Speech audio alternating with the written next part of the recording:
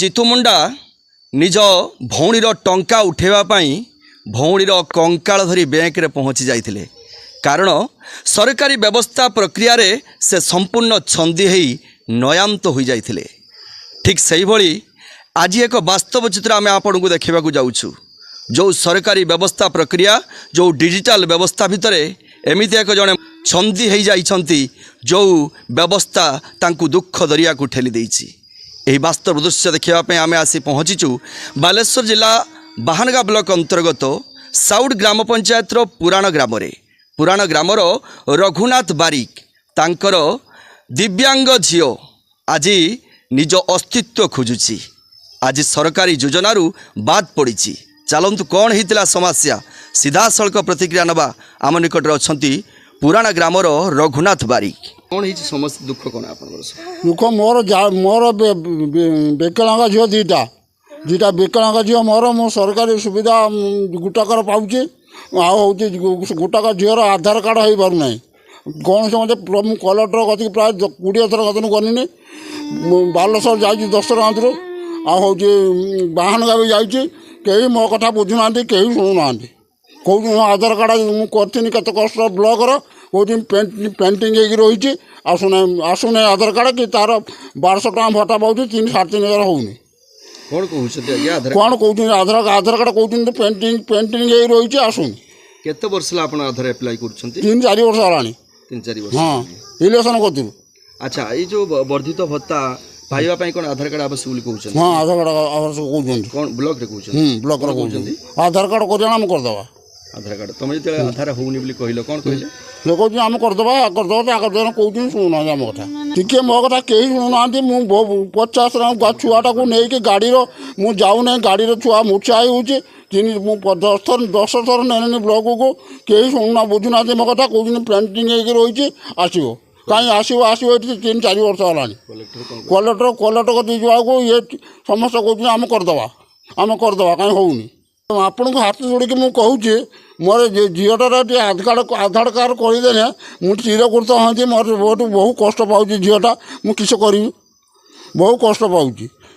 ଆଧାର card କରିଦେଲେ ମୁଁ ସୁବିଧା ଟିକେ ପାଆନ୍ତି।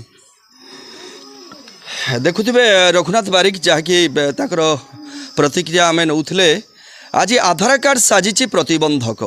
ସରକାରଙ୍କର ବର୍ଦ୍ଧିତ ଭତ୍ତା ପାଇପାରୁନାହାନ୍ତି ତାଙ୍କର ସାନ ଝିଅ ବଡ଼ ଝିଅ 2 ଜଣ ଯାକ ଦିବ୍ୟାଙ୍ଗ। 80%ରୁ ଅଧିକ ଦିବ୍ୟାଙ୍ଗ ହୋଇଥିବା ସ୍ଥଳେ ଆଜି ପ୍ରତିବନ୍ଧକ ସାଜିଛି ଆଧାର କାର୍ଡ଼ ହେଇପାରୁନି, ଯେଉଁଥିପାଇଁ ପାଇପାରୁନାହାନ୍ତି ସରକାରଙ୍କର ବର୍ଦ୍ଧିତ ଭତ୍ତା। କ'ଣ କହିବେ ଏଇ ଯେଉଁ ବ୍ୟବସ୍ଥା, ଏଇ ଯେଉଁ ଦୁଃଖ ଏ ପରିବାର, କ'ଣ କହିବେ ଆଜ୍ଞା? ଶୁଣୁ ତ ନାହାନ୍ତି, ଆଉ କ'ଣ ଆଉ କହିବୁ। ଏତେ କଷ୍ଟ ବଡ଼ପା ଦୌଡ଼ୁଛନ୍ତି ବାରମ୍ବାର। ମୁଁ ତାଙ୍କ ସମ୍ପର୍କ ଭାଉଜ ହେବି, ସେ ମୋ ନଣନ୍ଦ ହେବେ। ଏଥର ଦୌଡ଼ୁଛନ୍ତି, ସେ କହୁନାହାନ୍ତି। ଆଉ ସରକାର ଆଉ କ'ଣ ବୁଝିବେ କି? ଖାଲି ଆମକୁ ଭୋଟ ଦିଅ, ଆମେ ଏଇଟା କରିବା ଆଗରୁ କରିଦିଅ, କିନ୍ତୁ ପଛରେ ଆଉ କିଛି କରିବାନି। ଆଉ କ'ଣ କରାଯିବ ଏଥିରେ? ଦିବ୍ୟାଙ୍ଗ ଝିଅକୁ ଧରିକି ସେ ଯେଉଁ ବ୍ଲକ ଦୌଡ଼ୁଛନ୍ତି, ସେ ଛୁଆ ଗାଡ଼ି ବି ଯାଉନାହିଁ। ସେ ଗୋଟେ ସିନା ଯାଉଛି, ଆଉ ଗୋଟେ ଯାଉନାହିଁ। କେତେ ଆଉ ଦୌଡ଼ି ତାଙ୍କର ତ ଇଏ ହେଇଗଲାଣି। ଖାଲି ପଇସା ସାରୁଛ ନା, ଆଉ କିଛି ଲାଭ କିନ୍ତୁ ନାହିଁ। ଏତିକି ନିବେଦନ କରୁଛ ହାତ ଯୋଡ଼ି, ତାଙ୍କୁ ଟିକେ ଭତ୍ତାଟା କରିଦିଅନ୍ତୁ। ଆଧାର କାର୍ଡ଼ ତ କରି ହେଉନି, ଟିକେ କରିଦିଅନ୍ତୁ। ଏତିକି ସାହାଯ୍ୟ ମାଗୁଛ। ଆଉ ରାମଚନ୍ଦ୍ର ନାୟକ, ଗ୍ରାମ ପୁରାଣ। ସମସ୍ୟା ବୋଲି କି ଆମର ସେ ଯେଉଁ ରଘୁନାଥ ବାରିକଙ୍କର ସାନ ଝିଅ, ତାର ହେଉଛି ସେ ଏଇଠି ମଧୁବାବୁ ପେନ୍ସନ୍ ପାଇଲାଣି 10 ବର୍ଷ ଧରିକି। କିନ୍ତୁ ତାର ଯେଉଁ ବର୍ତ୍ତମାନ ହାତ ରଖା ସାର୍ଟିଫିକେଟ୍ ଥିଲା, ଏବେ ଯେଉଁ ଅନଲାଇନ୍ ସାର୍ଟିଫିକେଟ୍ ହେଲା, ସେବେଠୁ ସେ ଏଇ ଯେଉଁ 3,500 ଭତ୍ତା ବର୍ଦ୍ଧିତ ଭତ୍ତା ପାଇବାରୁ ସେ ବଞ୍ଚିତ ରହୁଛି। ସେ ବାବଦରେ ବାରମ୍ବାର କଲେକ୍ଟର ଗ୍ରିଭାନ୍ସ ବାହାନଗା ଯାଇଥିଲେ ମଧ୍ୟ ତାର ସୁଫଳ ହେଲା ନାହିଁ। ତାର ଆଖି ନେଲା ନାହିଁ କି ଫିଙ୍ଗର ପ୍ରିଣ୍ଟ ନେଲା ନାହିଁ। ଆଜ୍ଞା, ଗରିବ ଲୋକଟେ ବାରମ୍ବାର ଅଟୁ ଭଡ଼ା କରିକି ଦୌଡ଼ିଯାଏ। ସେ ଝିଅଟି, ତାର ମାତ୍ର 2ଟି ଝିଅ ଏଥିରେ ସମ୍ପୃକ୍ତ। ରଘୁନାଥ ବାରିକର 2ଟା ଝିଅ ହେଉଛନ୍ତି ସମ୍ପୂର୍ଣ୍ଣ ବିକଳାଙ୍ଗ, ଏବଂ ସେମାନେ ଗରିବ ଲୋକ, ଦିନ ମଜୁରିଆ ଲୋକ। ତେଣୁ ସେ ଏଇ ସାନ ଝିଅଟି ପାଇଁ 2 ଝିଅଙ୍କୁ ସେ ଜଞ୍ଜିରରେ ବନ୍ଧା ହେଉଛନ୍ତି। 2 ଜଣ ପାଇଁ ତାଙ୍କୁ ଜଣିଆ ଲୋକ ଟୋଟାଲ୍ 24 ଘଣ୍ଟା ଜଗି ତାଙ୍କ ଖାଇବା ପିଇବା ରହିବା, ସେ ପୁରା କୁଆଡ଼େ ଯାଇପାରୁନାହାନ୍ତି। ସ୍ୱାମୀ ସ୍ତ୍ରୀ 2 ଜଣ ଏଭଳିଆ, ଜଣେ ଗଲେ ଜଣେ ରହିବ, 2 ଜଣ କୌଣସି ଆଡ଼େ ଯାଇପାରୁନାହାନ୍ତି। ତେଣୁ ଆମ ଗାଁର ଆମେ ଏ କଥା ସମସ୍ତେ ଜାଣିଥିବେ। ସୁସ୍ଥ ବାରମ୍ବାର ସେ କଲେକ୍ଟର ମିଶିକି ଅଟୋ ଭଡ଼ା କରିକି ଯିବା, ଏଠି ଯିବା। ଆଧାର ଆପ୍ଲାଏ କରୁଛନ୍ତି? ଆଧାର ଆପ୍ଲାଏ କଲେଣି ସେ ଏଇଠି ଦୀର୍ଘ 2 ବର୍ଷ ହେଲା। 2 ବର୍ଷ ହେଲା ଆଧାର ଲିଖ, କୌଣସି ମତେ ତାର ଆଧାର କାର୍ଡ଼ ହେଇପାରୁନାହିଁ। କ'ଣ କହୁଛନ୍ତି? କୌଣସି ତାର ଆଖି ନେଉନାହିଁ, ଫିଙ୍ଗର ପ୍ରିଣ୍ଟ ନେଉନାହିଁ। କିନ୍ତୁ ମୁଁ ନିବେଦନ କରିବି ଏ ସରକାରଙ୍କୁ, ଯେହେତୁ ସେ ଜଣେ ସାଧାରଣତଃ ଗରିବ ଲୋକ, 2ଟି ଝିଅ ତାର ସମ୍ପୂର୍ଣ୍ଣ ବିକଳାଙ୍ଗ, ସାନ ଝିଅର ତାର ହେଉଛି କେମିତି ତାର ଆଧାର କାର୍ଡ଼ ଦେଇ ସେ ବର୍ଦ୍ଧିତ ଭତ୍ତା ପାଇଲେ ଆଟଲିଷ୍ଟ ତାର ନିଜ ଖର୍ଚ୍ଚରୁ ସେ ମାନେ ସେ ପିଲାଙ୍କର ଯେତିକି ଖର୍ଚ୍ଚ ହେବ ସେତିକି ସେ ସମାପନ କରିପାରିବ। ଆଧାର କାର୍ଡ଼ ନଥିବା କାରଣରୁ ବାଦ୍ ପଡ଼ିଯାଇଛନ୍ତି ରଘୁନାଥ ବାରିଙ୍କ ଝିଅ ବର୍ଦ୍ଧିତ ଭତ୍ତାରୁ।